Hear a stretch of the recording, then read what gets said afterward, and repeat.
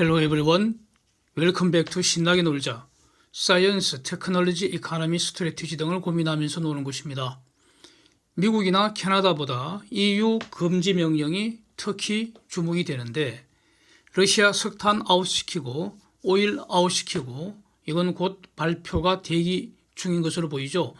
가스는 점점 아웃, 점차 아웃, 점진적으로 아웃 이런 겁니다. 가령 21년에 155빌리언 큐빅미터를 수입했는데 22년 말까지 대략 100빌리언 큐빅미터를 아웃시켜버리고 러시아 수입량이 55만 큐빅미터 정도로 팍 준다는 겁니다. 러시아와 예외적으로 당분간 거래를 하는 경우에도 기존의 계약대로 달러나 유로로 지불해라, 루블로 지불하라 하는 이런 푸딩의 협박에 굴복하지 마라. 루블로 지불하면 EU의 명령 어기는 것이다. 이렇게 경고를 했습니다. 여기까지가 EU의 집행명령의 내용이죠. EU 영내 기업들은 이걸 따라야 합니다. 왜냐하면 법의 지배를 받기 때문입니다. 이게 법입니다. 그래서 러시아를 제재하는 일련의 명령들을 지키는 과정에서 경제적 손실은 부담하라는 거 아닙니까? 그래서 현재 EU는 일치해서 기꺼이 그 비용 부담하겠다 이런 분위기죠. 오히려 자발적으로 부담을 더 많이 하고 있는 모습입니다. 가야 할 길을 가는 과정에서 각자가 져야 할 자기의 십자가 기꺼이 지겠다 뭐 이런 모습으로 일단 이해가 됩니다.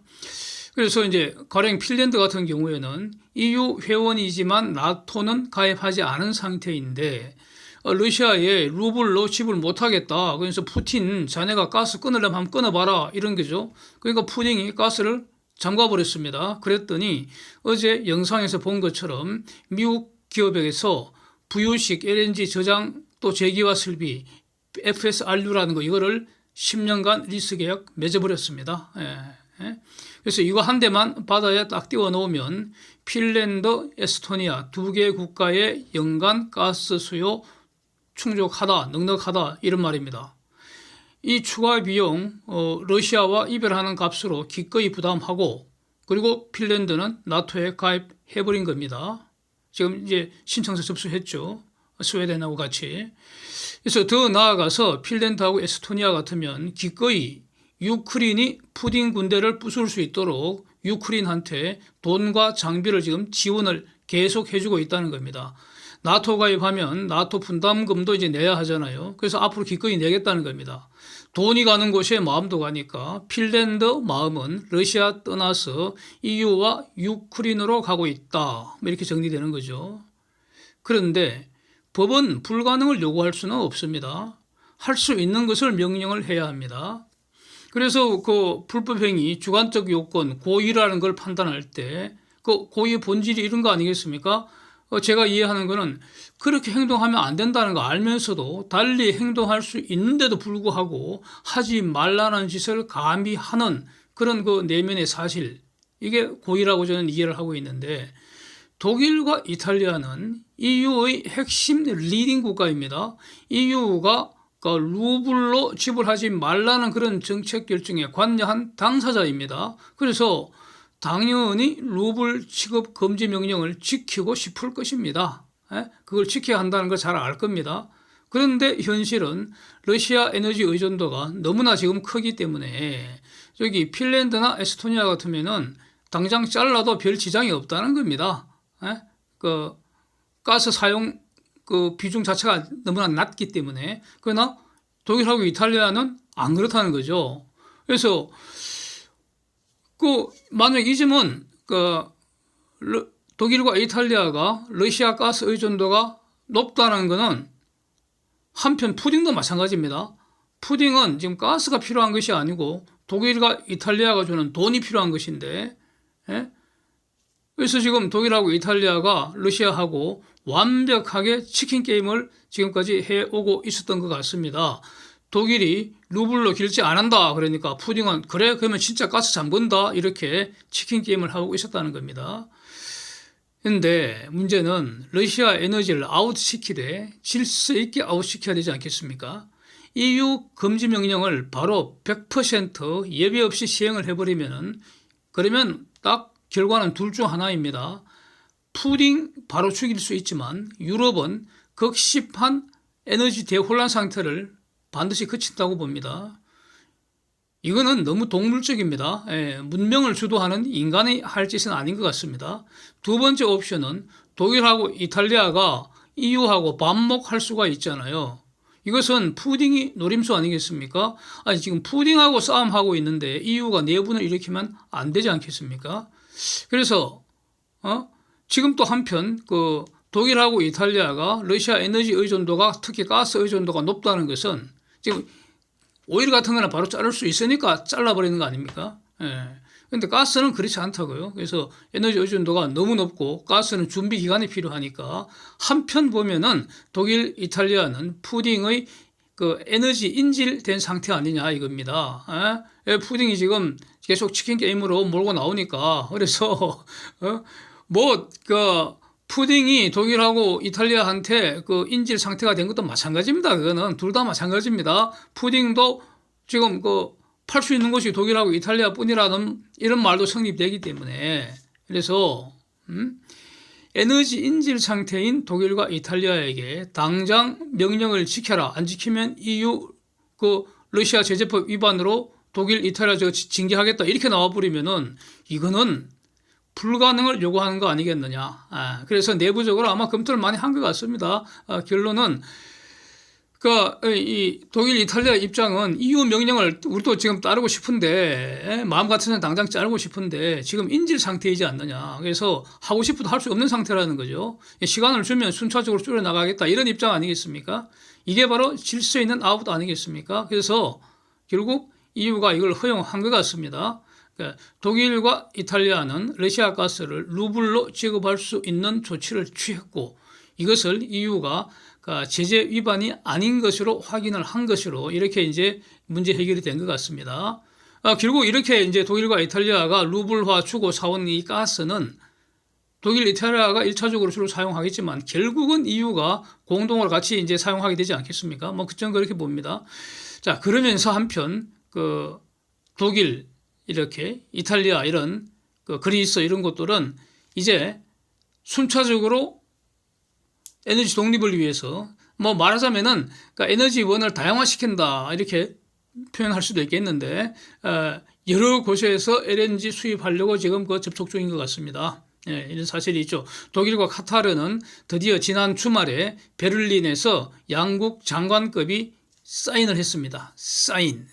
사인인 바로 법을 만드는 것입니다.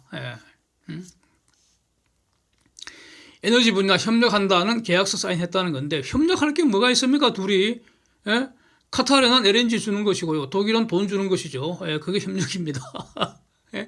그래서 핵심은 장기 계약이 체결됐기 때문에 이제는 러시아 아웃되는 거는 계약 내용만큼 아웃되는 겁니다. 이거는 돌릴 수가 없습니다.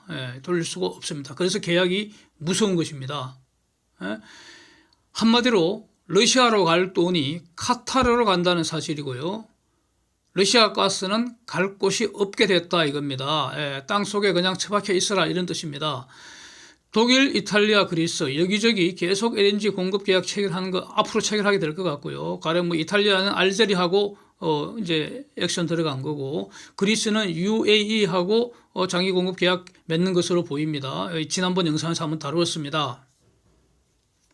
그래서 이런 구체적인 계약이 사인되면 그만큼 러시아는 확실하게 되돌릴 수 없을 만큼 퇴출되는 겁니다. 하나씩. 이게 바로 질서 있는 퇴출이라고 저는 이름을 붙이겠습니다. 그래서 러시아 앞날은 매우 암울하다. 푸딩은 지금 러시아를 망가뜨리고 있다. 확실하게 망가뜨리고 있다. 이렇게 되는 겁니다. 러시아 국민들의 적은 푸딩이라고 저는 생각합니다. 그 다음에 이제 구체적으로 독일하고 카타르가 몇 년간 또 어느 정도 양을 수입한다는 거지. 이건 아직 공개를 안 한 것 같습니다. 아무리 찾아봐도 내용이 없는데.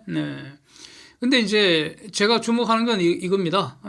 LNG를 중심으로, 당장은 LNG죠. LNG를 중심으로 수소, 기후변화 이런 분야에 있어도 파트너십 맺고 앞으로 계속 노력한다. 서로 이제 정기적으로 같이 만나기로 했다. 뭐 워킹 그룹을 만들겠다. 뭐 이런 여러 가지 말들 나오는데 수소가 딱 들어가 있습니다. 그래서 제가 저걸 이제 여기서부터는 저희 사견입니다. 개인 어떤 사견, 개인 의견입니다. 독일이 장차 LNG를 쑥 수입하다가 어느 시간이 되면은 독일이 옵션을 갖는 거 아니냐. 즉 LNG 대신에 카타르 현지에서 카타르가 LNG를 부숴서 LNG는 수소하고 탄소로 구성되어 있습니다. 탄소는 쓰레기죠, 나중에. 예? 골치 아프다고 탄소 가져오면. 그러니까 탄소는 필요 없으니까 카타르 너가 알아서 처리하고 우리는 수소만 보내다오. 네? LNG는 CH4, 이 메탄이 주성분이니까 요거를 열분해 해버리면은 탄소하고 탄소 한 개하고 수소 4개가 나오지 않습니까? 수소만 따로 딱 모아서 그걸 보내달라. 요런 내용이, 요런 옵션이 저 계약에 들어가 있는 거 아닌지 이렇게 한번 딱 상상이 듭니다. 이건 앞으로 이제 주목해야 되겠죠. 그런데 기본적으로 카타르는 현지에서 수소 공장도 세운다는 거 아닙니까? 카타르가 무슨 수로 수소를 만듭니까? 결국 가스 뿜어 올린 거 그거 열분해해서 이제 탄소는 저가 알아서 처리하고, 수소만 더 비싸게 팔아먹겠다 이겁니다. 개질하는 것까지 붙여서 수소를 팔아먹겠다 이거 아니겠습니까? 가스하고 수소는 같은 말입니다. 그거 다른 걸로 생각하면 멍청한 겁니다. 그러니까 이제 액화 수소 운반선 우리는 준비할 필요가 있습니다. 뭐 그런 내용입니다. 그래서 앞으로 주목해 보겠습니다. 그러면 이제 앞으로 이 세상에는 지구촌에 무슨 일이 일어나겠습니까? 이제 러시아 대체할 그런 장기 LNG 공급 계약 이제 여기저기서 계속 체결되지 않겠습니까? 그 계약만큼 러시아는 이제 쫓겨나는 것이고요. 그래서 새로운 가스전 개발 투자 집행되는 것이고요. 액화 공장 증설 투자도 집행되는 것이고요. 그러면 시간 맞춰서 가스 운반선 발주 집행되는 것이고 이렇게 진행이 되는 것이죠. 이게 지금 일어나고 있는 일이고 앞으로 계속 일어날 일이다. 이렇게 정리가 할 수 있겠습니다. 그 이제 대체할 곳이 어디겠습니까? 많습니다. 뭐 러시아 빼고 전부 다죠. 뭐 미국, 캐나다, 호주, 말레이시아, 인도네시아, 카타르, UAE, 지금 아프리카 모든 나라들, 노르웨이인데 가스가 러시아 땅에만 있는 게 아닙니다.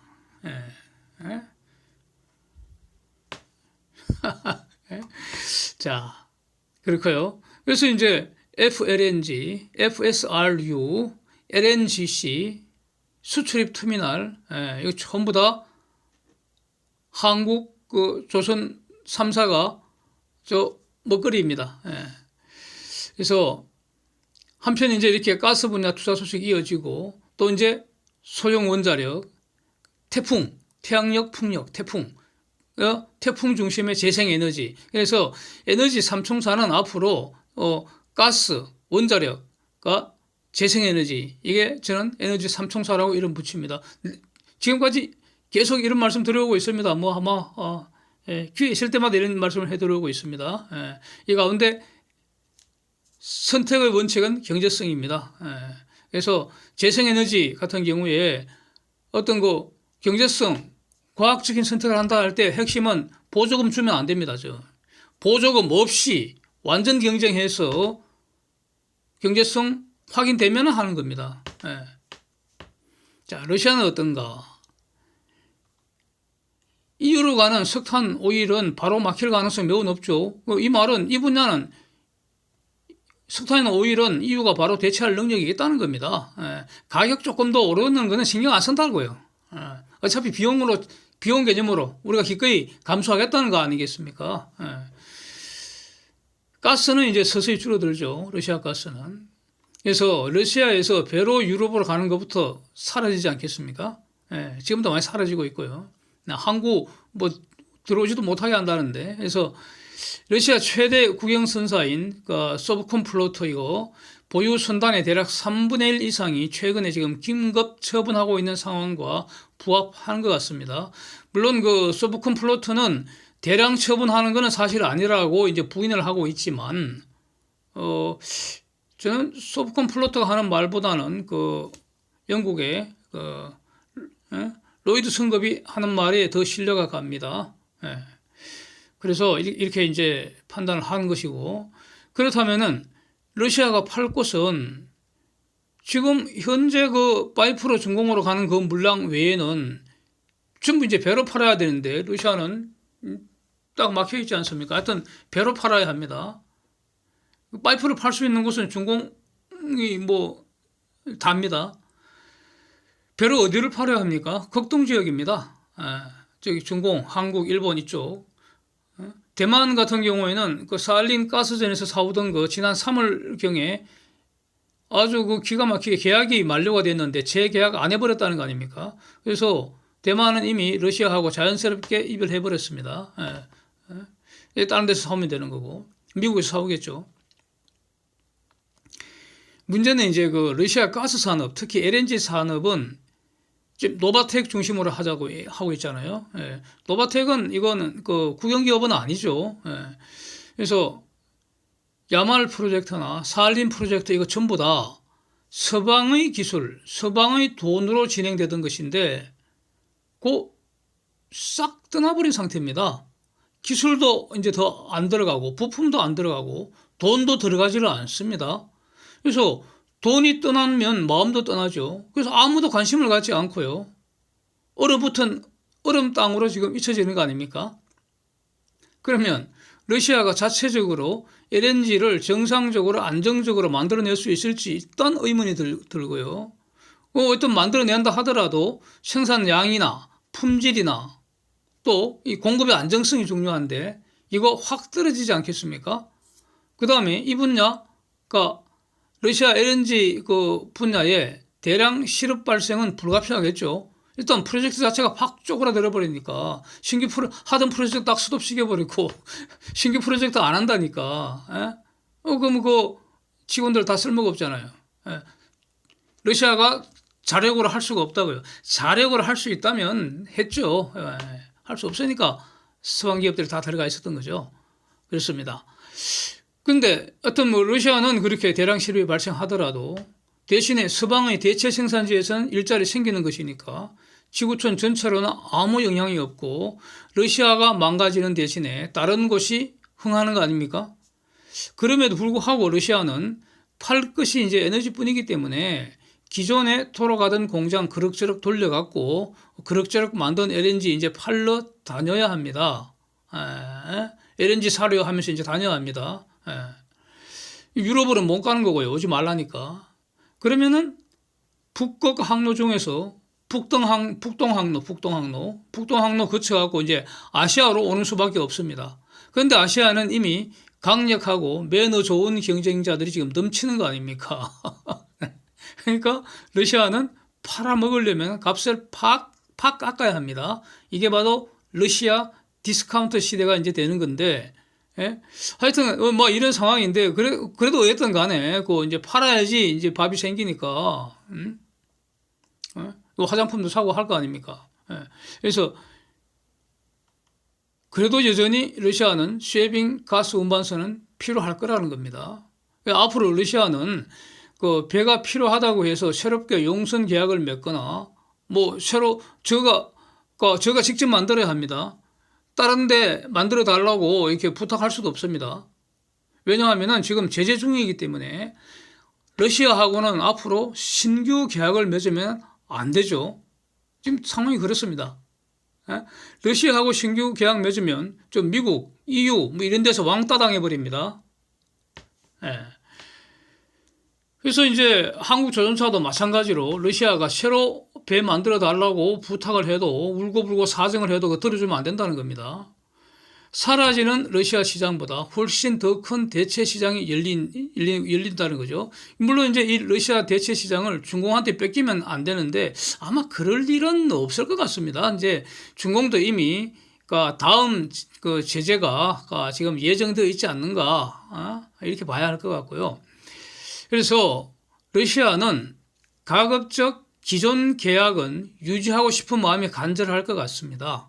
그래서 이번에 대우가 러시아가 주문한 쉐빙 가스 운반선 한 척 그거 중도금 미입금을 이유로 이제 대우가 취소를 해버렸는데 러시아가 매우 아쉬울 것 같고요. 아마도 빨리 어떤 형태로든 그 달러 마련해서 계약을 다시 살려보려고 노력을 하지 않을까. 아마 그럴 가능성도 아직까지는 열려 있을 것 같습니다.